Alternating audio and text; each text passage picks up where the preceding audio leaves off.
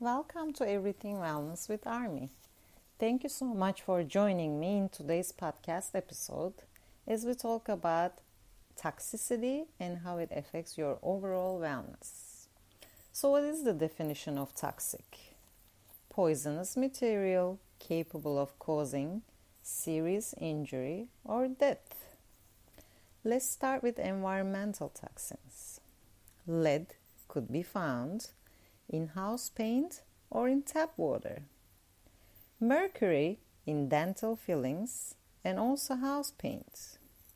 There are also other toxic chemicals in carpets, gas stoves, furnaces, and even dry cleaning. These are just a few examples. You can have your home tested for these type of toxins. A great solution is to fill your home with house plants to help filter the air indoors.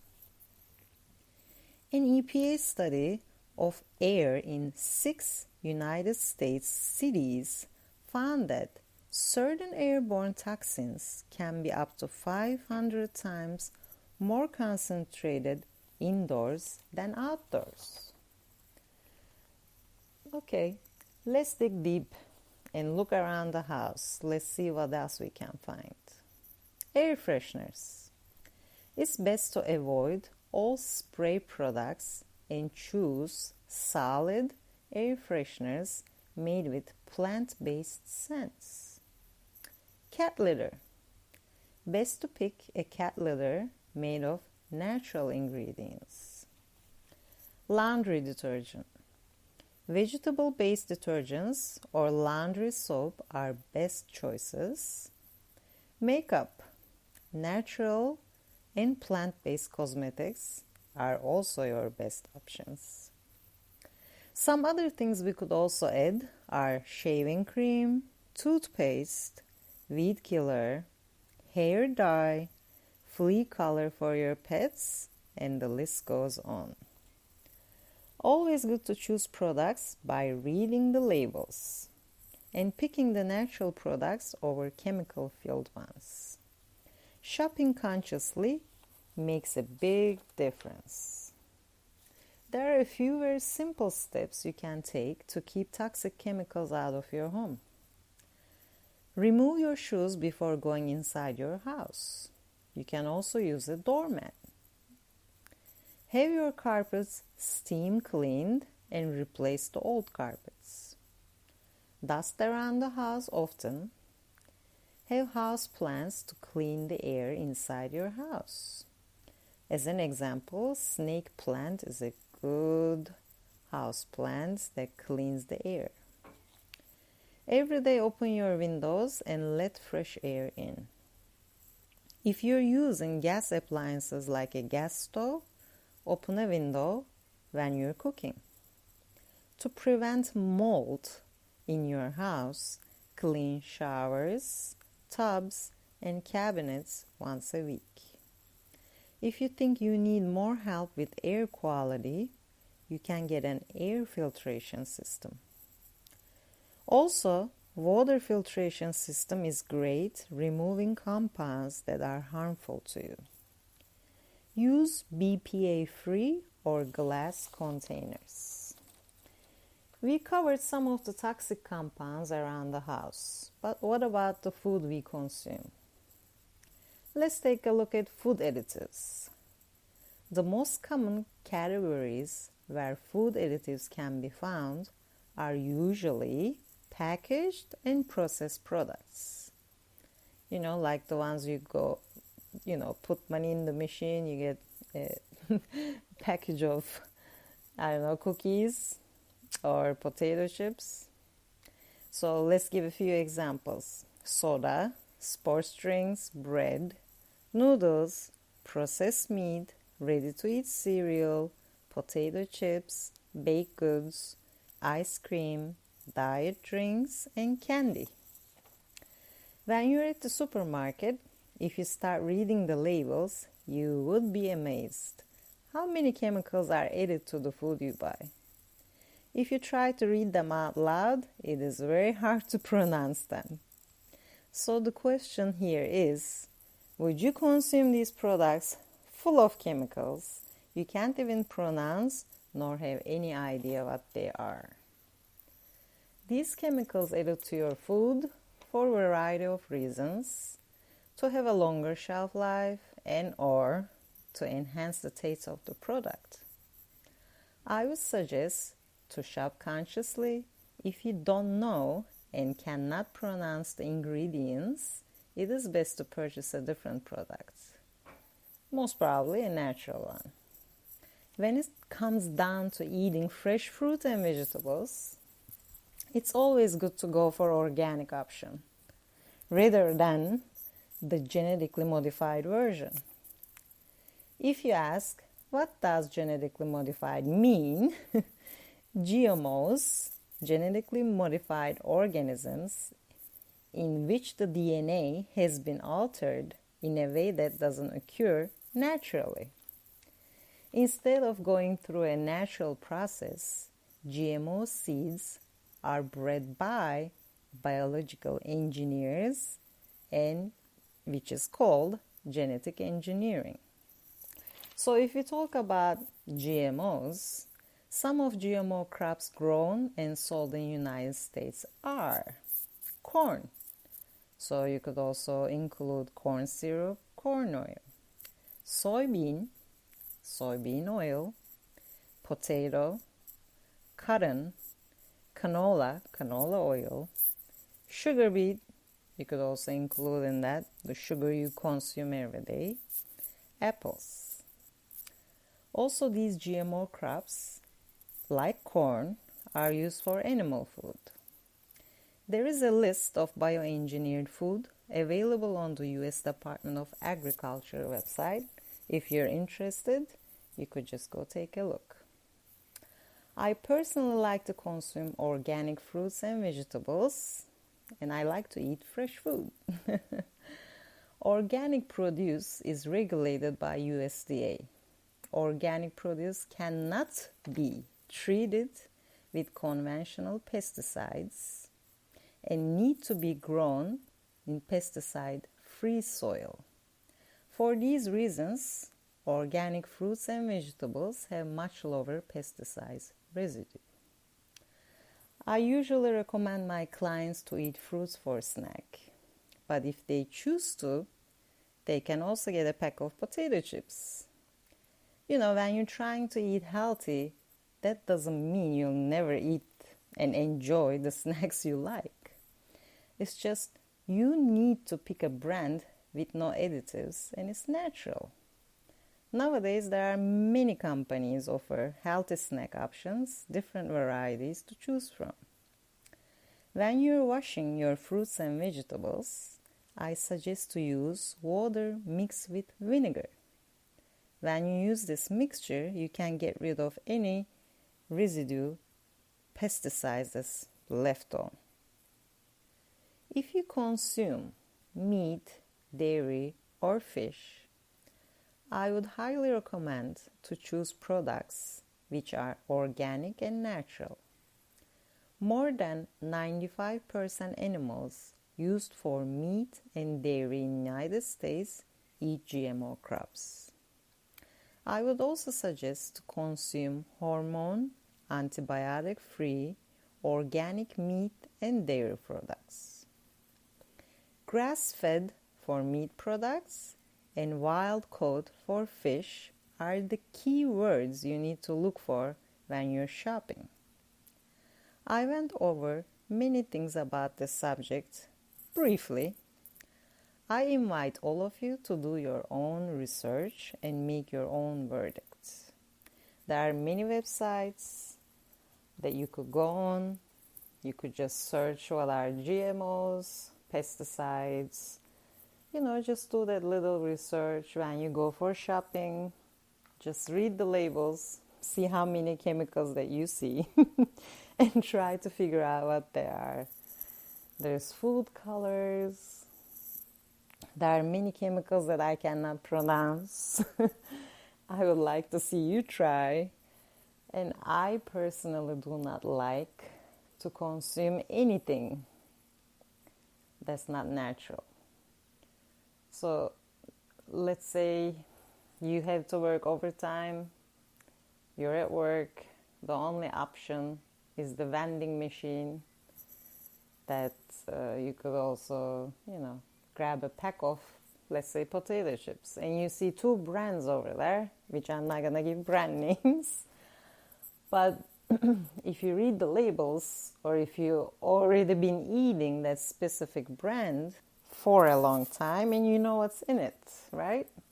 Many chemicals, food color, this, that, GMO, canola oil, and all that stuff that you don't want to consume.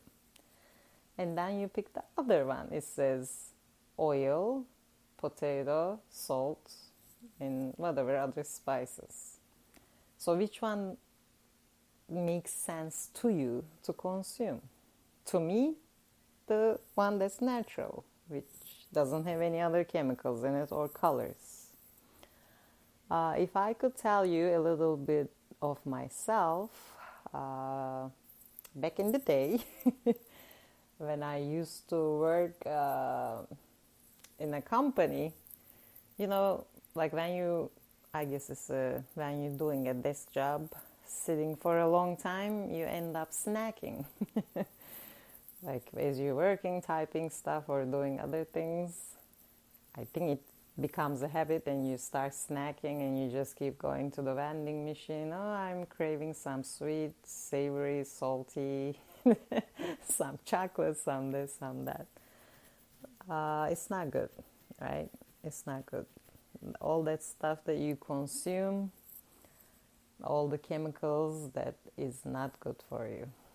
So if you decide after this point that you're gonna shop consciously, including the products that you buy for your home, that you buy for your personal care, like shampoos, toothpaste, if you get your clothes dry cleaned, the cat litters or flea collars for your pet,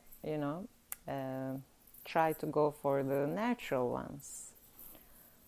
I mean, it's not impossible, because there are many companies are coming out with these natural and good products. Maybe you have more options now compared to a few years back.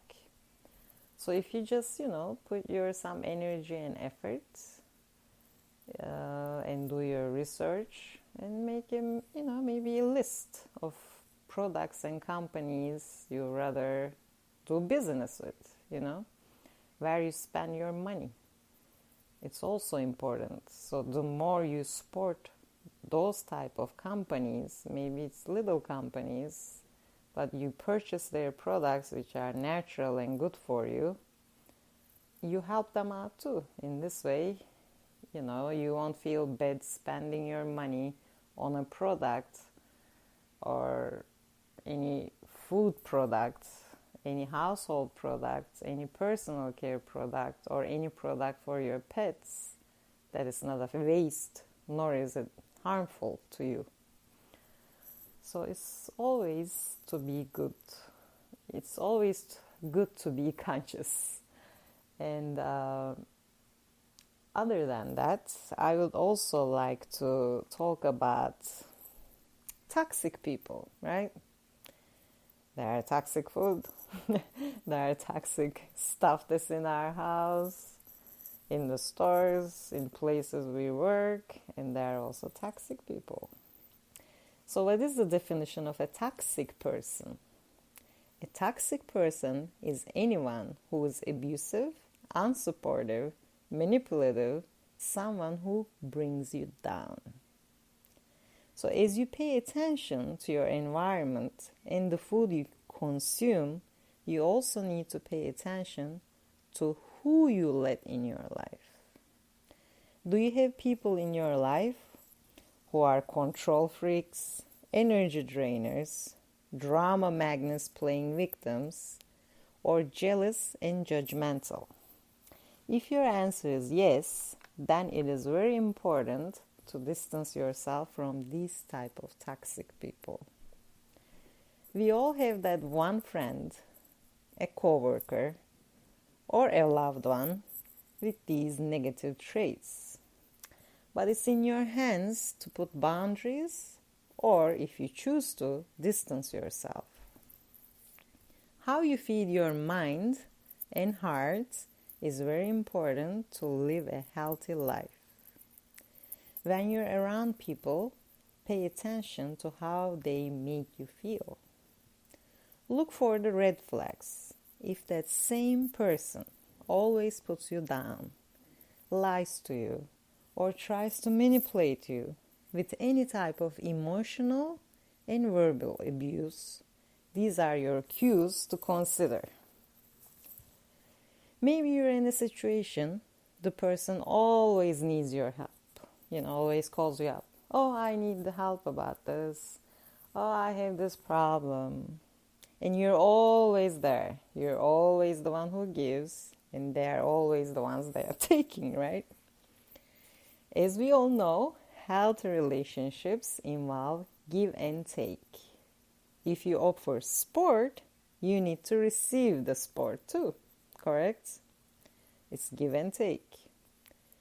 People do and can change, but they have to be willing to do so. We won't be able to change anybody. It's a personal journey.